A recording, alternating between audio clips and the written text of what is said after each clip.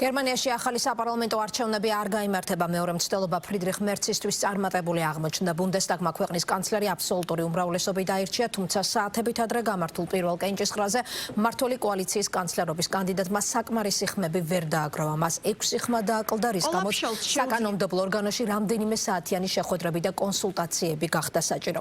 69 წლის მერცი ვადამდელ არჩევნებში პირველ ადგილზე გასული კონსერვატორული ბლოკის ლიდერია. ბლოკში შემავალ ქრისტიან-დემოკრატიულ კავშირსა და ქრისტიან სოციალურ კავშირს მმართველი კოალიცია სოციალ-დემოკრატებთან ერთად აქვს შექმნილი. კოალიცია პარლამენტში უმრავლესობას ფლობს, თუმცა ფაქტია, რომ კანცლერის ასარჩევად 2 ტური გახდა საჭირო.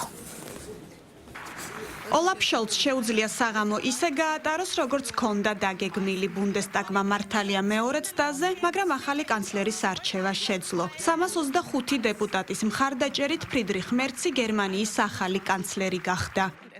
ფრიდრიხ მერცმა საჭირო უმრავლესობა მოიპოვა. კონსტიტუციის 63 მუხლის თანახმად ის არჩეულია გერმანიის კანცლერად.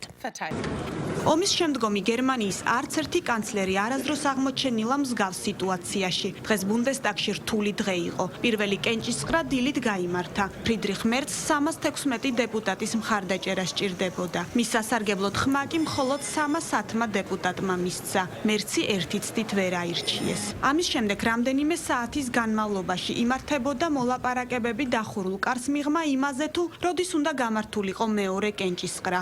საბოლოოდ გადაწყდა, რომ ის დღესვე ჩატარდებოდა. და ვიდრე ამაზე მსჯელობა მიდიოდა, ულტრამემარჯვენე პარტია ალტერნატივა გერმანიისთვის რიგგარეში არჩევნების ჩატარებას ითხოვდა. ბატონი მერცი დაუყოვნებლივ უნდა გადადგეს და ჩვენ ქვეყანაში ახალი არჩევნებისთვის გზა უნდა გაიხსნას.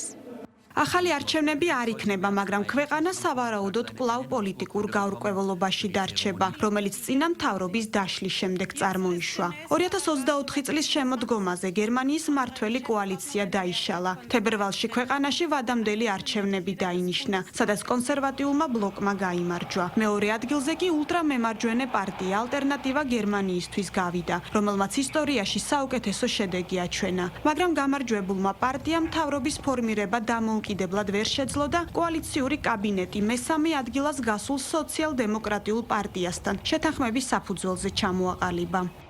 პარტიებს შორის 154 გვერდიან შეთანხმებას ხელი გუშინ მოეწერა. კოალიციური შეთანხმების მიხედვით პარტიების საშუალო და მცირე შემოსავლის მქონე პირებისთვის გადასახადების შემცირებასა და თავდაცვის ხარჯების გაზრდას აპირებენ. დოკუმენტში ასევე განსაკუთრებული ყურადღება ეთმობა არალეგალურ მიგრაციასთან ბრძოლას. ფრიდრიხ მერცმა უკრაინის მხარდაჭერის გაგრძელების პირობაც დადო.